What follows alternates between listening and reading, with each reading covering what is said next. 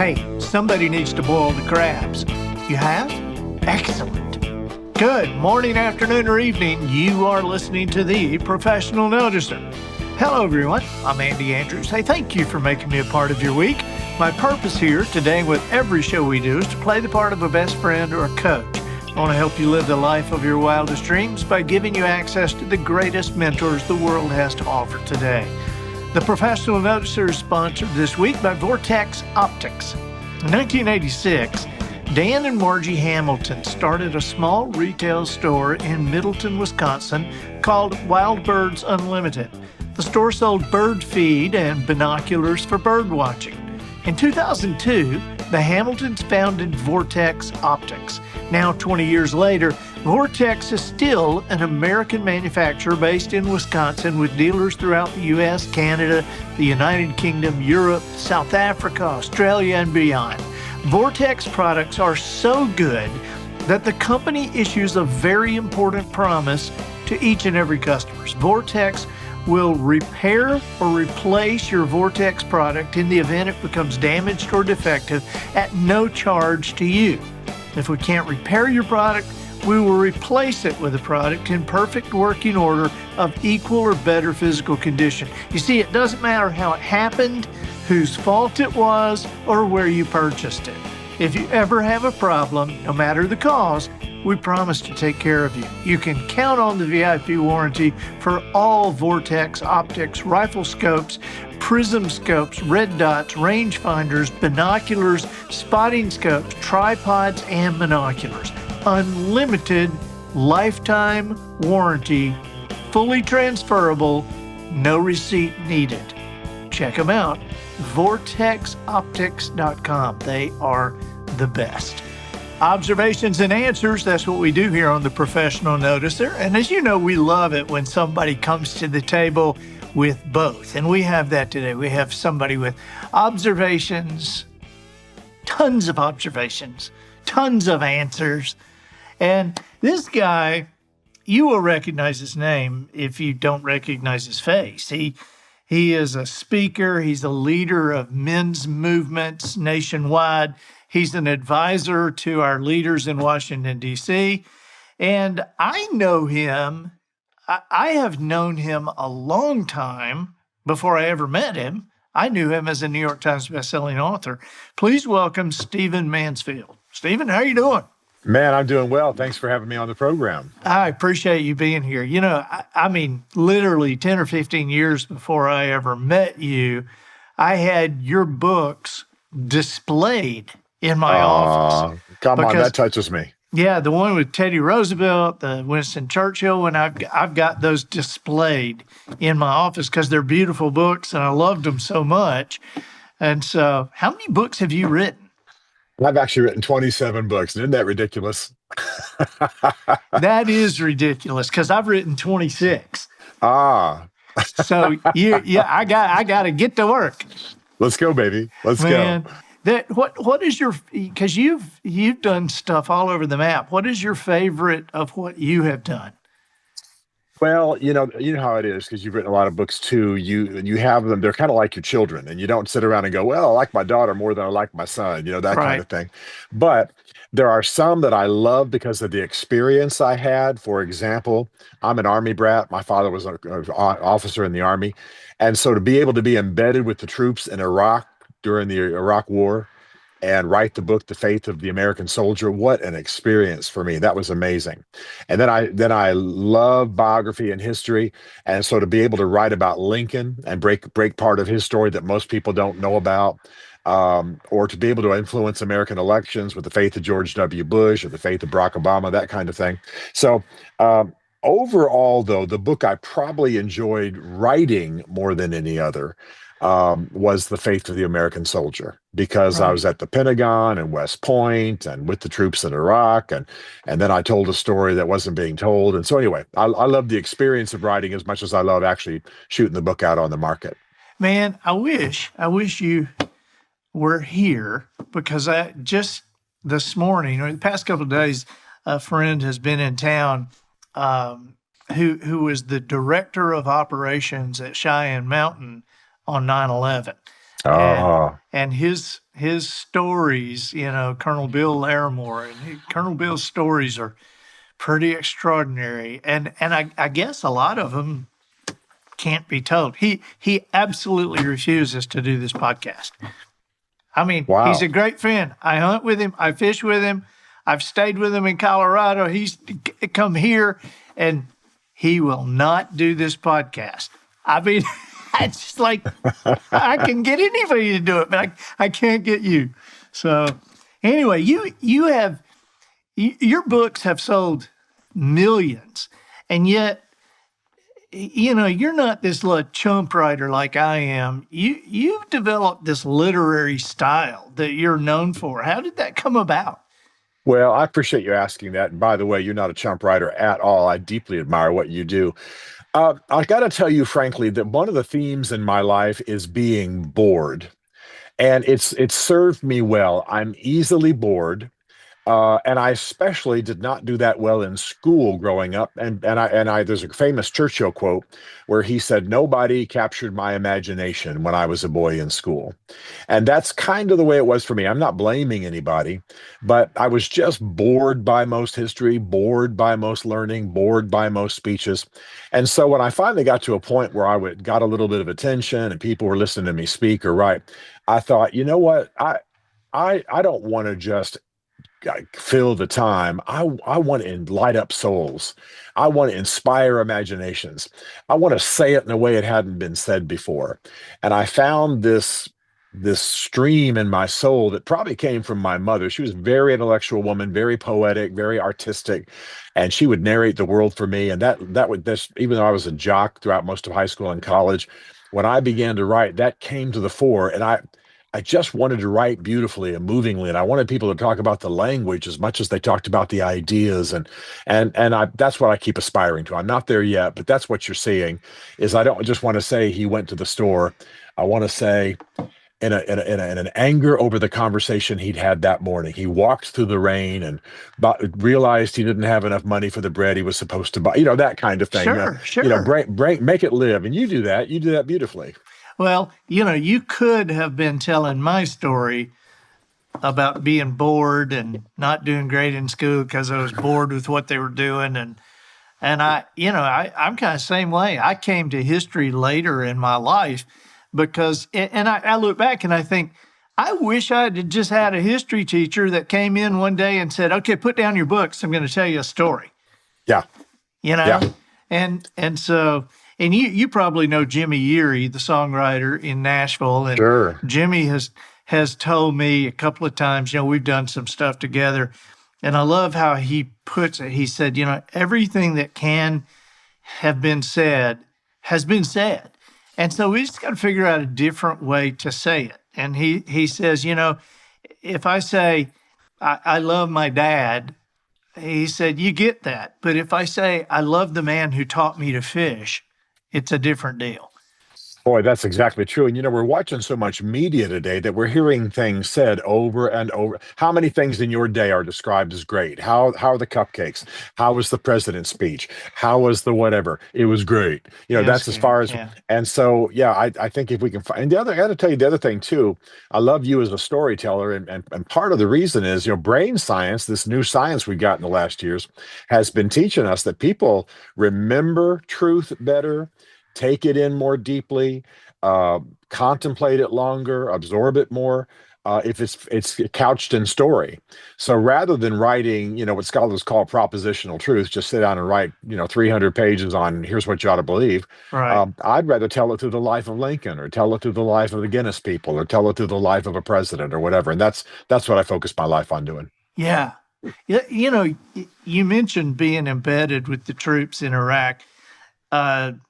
You have traveled a lot, and a lot of it seems to me dangerous places. Just researching your book, and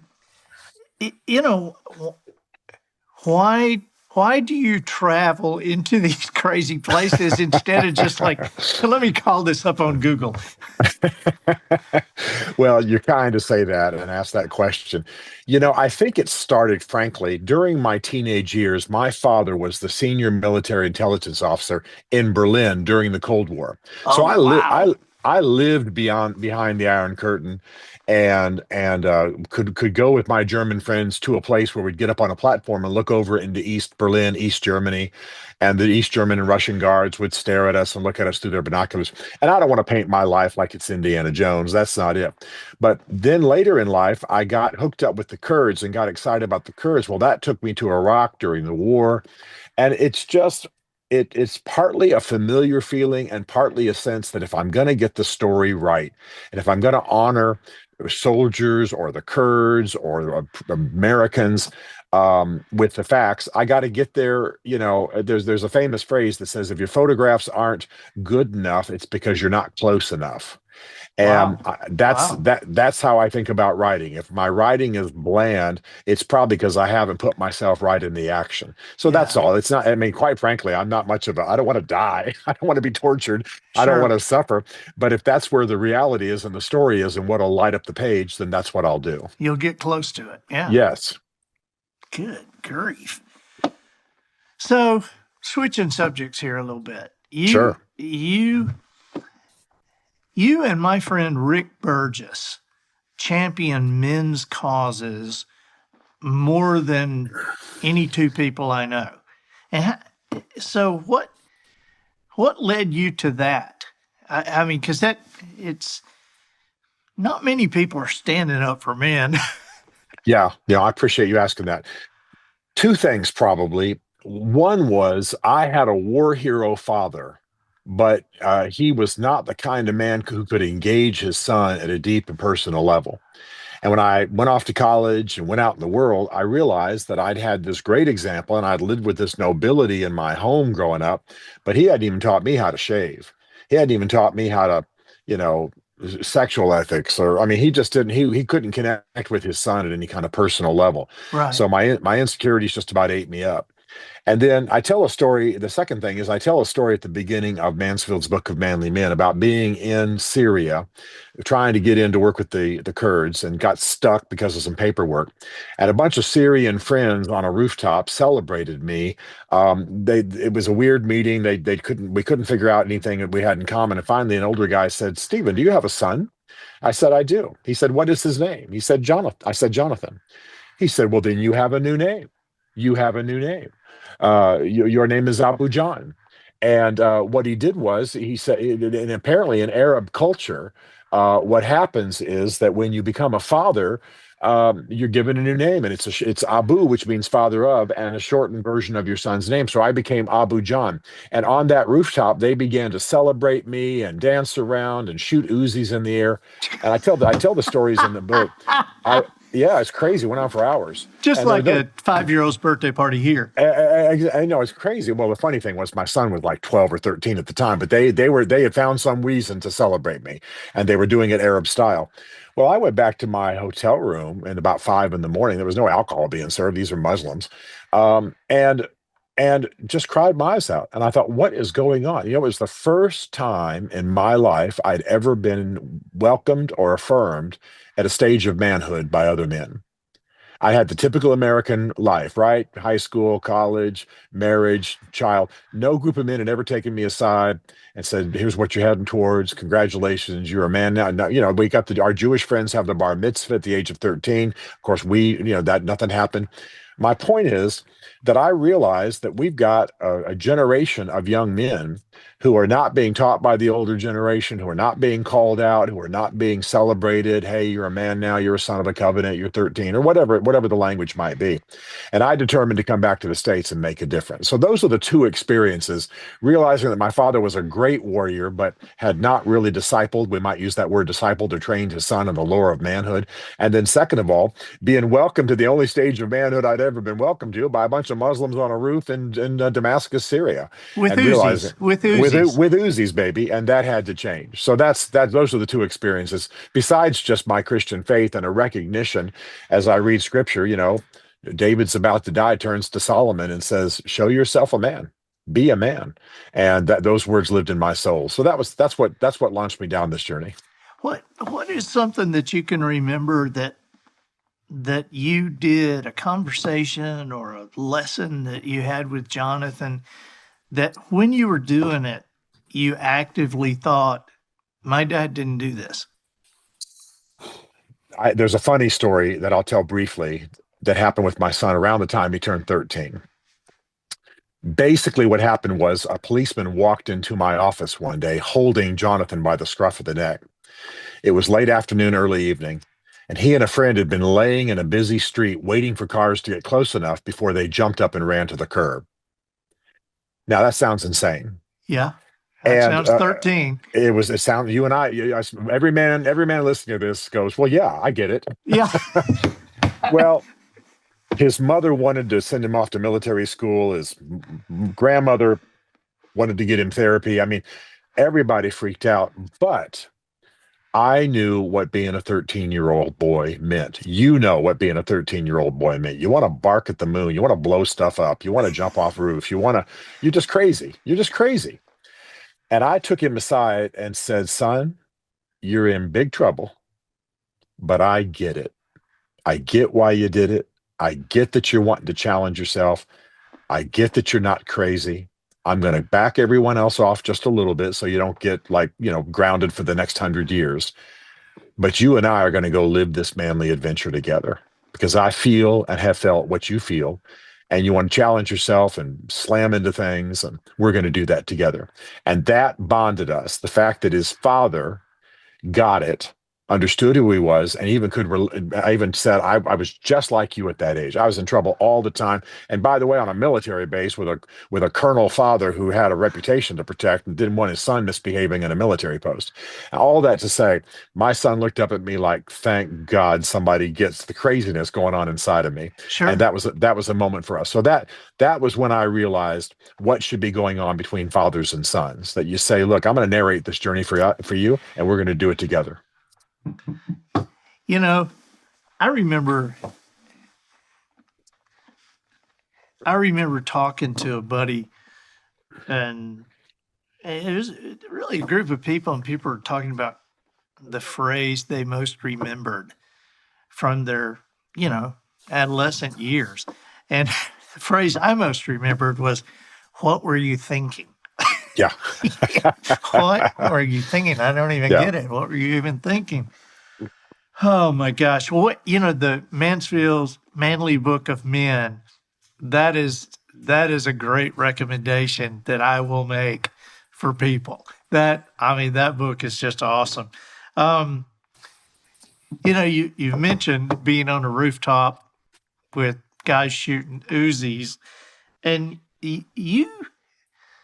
you seem to have created relationships with both sides, and you advise people in DC about the Middle East. What aspect of the Middle East are you advising them about, and how did this come about for you? How did you think, this is something I can handle, this is something I can explain? Yeah, it's a weird kind of journey. Because you're familiar with Nashville, that about the time Saddam began persecuting the Kurds, they began to pour into Nashville. And today, Nashville's got more Kurds than any other city in the United States, about 25,000 of them. Well, I was one of the pastors at a large church here, and so we began to respond and host them and create English programs and job training programs and so on. And before long, the Kurds began to say, well, they began to weep and say, please go to Iraq and help our kinsmen. So we formed an NGO, and I've been to Iraq many, many times, worked very closely with the Kurds and so on. I don't know how many trips I've taken. It's got to be in the 20, 30 range. And as a result, I've developed a little bit of an expertise when it comes to the Kurds. I got a doctorate in history, certainly not Middle East history, but at least I applied my historical gifts or thinking to the Middle East. And I've made an embassy to the Vatican in behalf of the Kurds and testified before Congress and done a TED Talk and so on. All that to say that before long, I would be sitting with my congressman friends and senator friends in DC, and you realize the average person in America can't distinguish a Kurd a human being from a breakfast food. Kurds and whey, that Yeah. we don't teach that stuff in school here. We don't know much about Middle East history. Well, the Kurds have been real important to everything going on recently. The civil war in Syria and the battles against Saddam and on and on and on, situations with Turkey and guerrilla operations. So time and again, I'd start getting phone calls. Hey, can you explain this to me? I don't know anything about this. I'm a car dealer from Southern California, man. I want to do good in the world, but I don't know what a Kurd is. So before long, that became kind of an expertise for me in the sense of DC culture. And I was happy to sit with a guy over a hamburger and explain who the Kurds were and how we could help them and why they're our allies and why they're moderate, not extremist Muslims and so on. And it's been a real privilege. It's been one of the privileges of my life because the Kurds, when you are their friend, they used to say we have no friends but the mountains. But now they know different. And when you are their friend and you stand with them, they are deeply loyal to you. I've actually been in a situation where gunfire starts happening, just not right near me, but 100 yards away.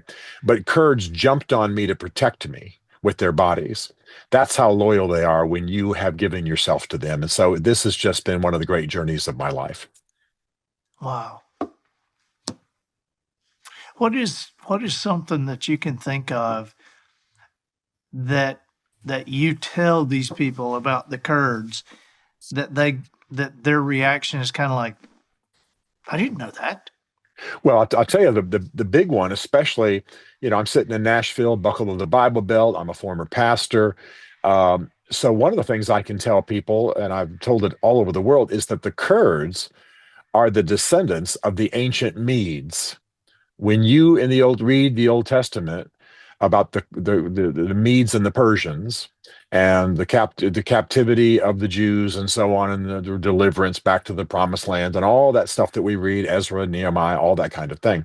Well, the Kurds are there. In fact, they were also there on the day of Pentecost. So what I enjoy doing is helping, especially people who are Bible readers, understand that the Kurds are right there on the page. In fact, the Kurdish national anthem declares, "We are the Medes." It literally says, "We are the Medes."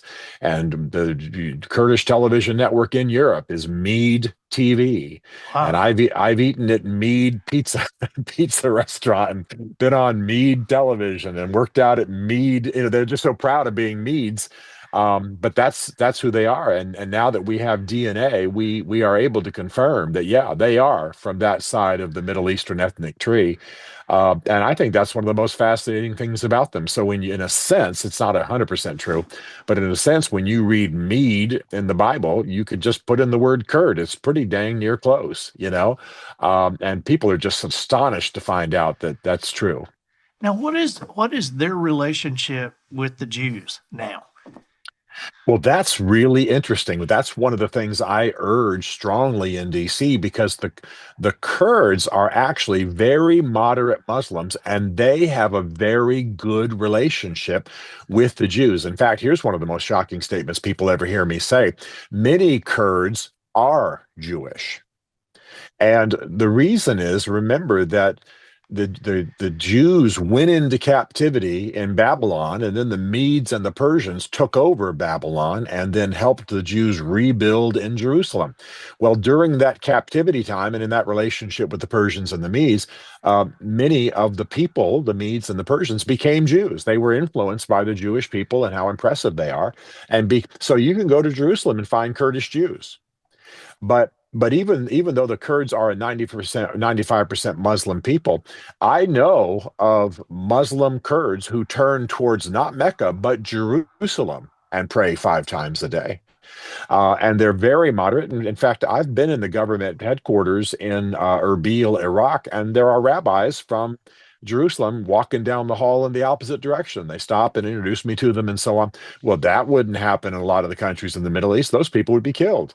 Right. So it's a very unusual thing. And I say in DC, look, we want the Middle East to go the direction of the Kurds. They're the direction we want to go toward: pro-Israel, pro-American, pro-free market, moderate on Islam, not radical and extremist.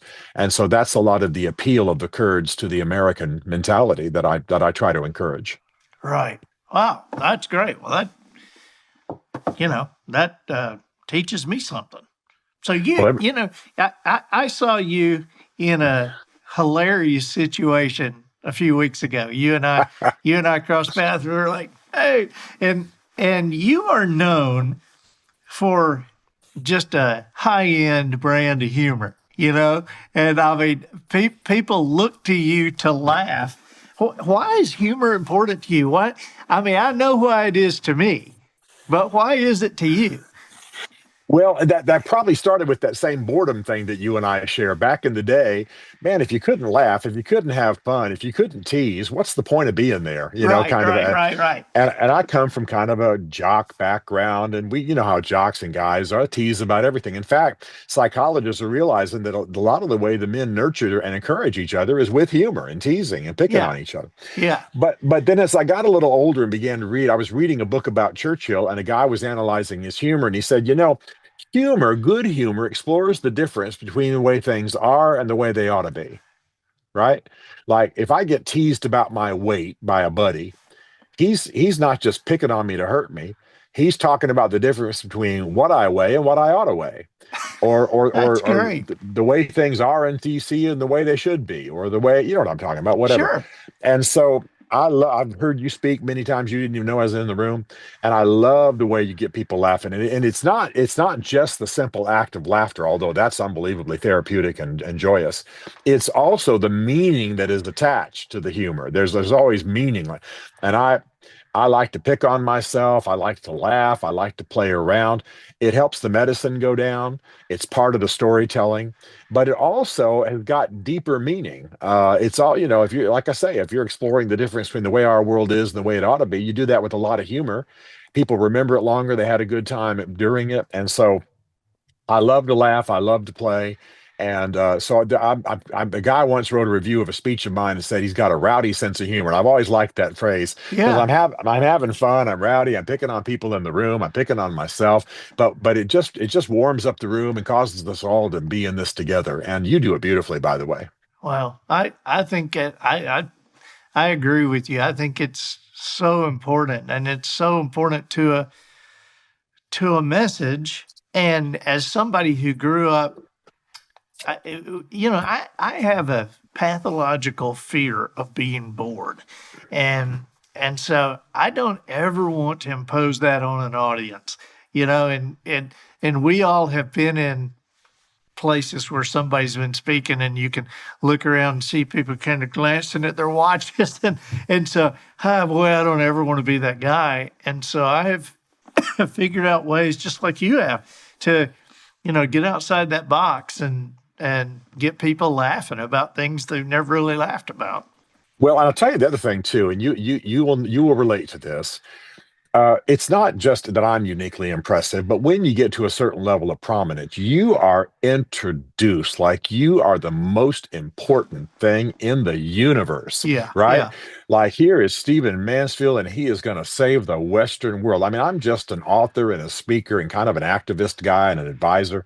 I ain't going to change the world that much.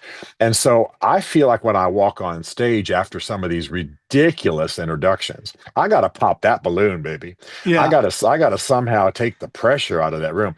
I was once introduced as one of America's greatest living authors. Now, that is the most ridiculous statement ever. Hey, I got some heft as an author. I'm okay with that. I'm at peace. I know who I am and I know who I'm not. But I'm not sure anybody alive today should be introduced as one of America's greatest living. This guy was just feeling his oats. Well, I went out there and did 10 minutes on how untrue that was. Yeah. I even told them about a mistake that ended up in one of my books. And I just popped that because you know what, if you build, part of it is just quite frankly wanting to be of impact. And if you go out there and you're like, they've got you on Mars, you're so high and elevated, nobody's going to relate to you. Right. And I'm just a guy. So part of it is boredom. Part of it is wanting to be a better communicator. And part of it is I just think we're all taking ourselves, or I don't think you and me, but I'm talking about just in a lot of these big events that we do, you do them too. The introductions are like we just are Jesus, and I'm not going there. And you and I both know a couple of people that if they introduced them as one of the greatest living authors, their answer would have been, one of them? Exactly.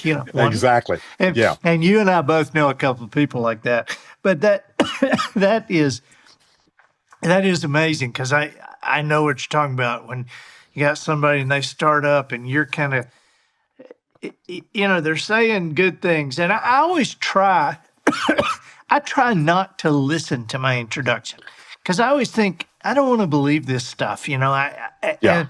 And so, but if they overdo it, I always go out and go, man, would you call my wife and tell her how great I am?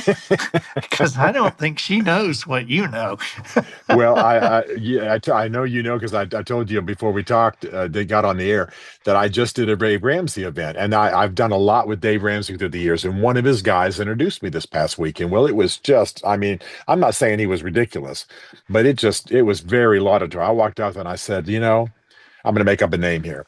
When I go to heaven, I want Bob to introduce me to God. Yeah, because yeah. I am sure going to get in, but he's going to go to hell for lying. And that's a thing I've said many times, because somehow, this guy was nothing but sweet, but somehow I got to adjust the temperature, man. This is just overheated for me. So anyway, that's why I do all that. That's awesome. That is awesome. Well, buddy, thank you for being here. How can we help you? Well, man, if all the men listening, man, if you're not getting somebody feeding you some of the information about how to be a great man and make a difference in this generation, jump onto greatman.tv and join us. We're just trying to make a difference and call men out. Other than that, go on to stephenmansfield.tv and read some books and join me and just stay up with me. It'd mean a lot just to know people are paying attention to what I do. Awesome. Well, we will print in the show notes. All the links to everything Stephen Mansfield. Well, thank you very much. Man, I got to tell you, I really admire you, and it's such a privilege to be on your podcast. Well, you are kind, and I appreciate having as a guest one of the greatest living authors. Don't you ever repeat that. Don't you ever repeat that. Buddy, thank you. And we'll see each other soon. I'm looking forward to it. I'm Andy Andrews, the professional noticer, harnessing common sense and wisdom to plow through challenges all the way to an answer for you. And I think that'll do it for this week. Get us out of here, Matthew. So, ladies and gentlemen, and to the boys and girls who aspire to become ladies and gentlemen, we have reached the end of another episode of The Professional Noticer. In a world where common sense has become a superpower, I'm harnessing that tiny bit of mental energy I have for you, seeking wisdom, making observations, and endeavoring to answer tough questions in a way that will empower your family and your business. I'm Andy Andrews. Until next week, goodbye. This episode of The Professional Noticer was produced by Matt Limpert. The Noticer theme written and performed by Sugarcane Jane. Winston Churchill key change for the cast and crew provided by Twinkle and Smoke of Beverly Hills. Additional financial consideration provided by decafnodos.com. Are you a decaf drinker? So you like the taste of coffee enough to drink it without the caffeine? Well, how do you stay awake on a long drive without caffeinated coffee? Oh, so you just take NoDoz. As it turns out, caffeine is a problem for many people. Decaf is their only choice. But staying awake? NoDoz is loaded with caffeine. In fact, a NoDoz tablet is caffeine, 100% caffeine. But now you have a choice. A caffeine tablet that is caffeine-free. With decafnodos.com, you get the experience of swallowing a pill without that pesky side effect of staying awake. In actuality, you can take Decaf NoDoz right before bedtime with no adverse effects. Yes, NoDoz is right for some occasions, but Decaf NoDoz is the perfect choice for those who'd like to sleep while appearing to struggle to stay awake. That's decafnodos.com.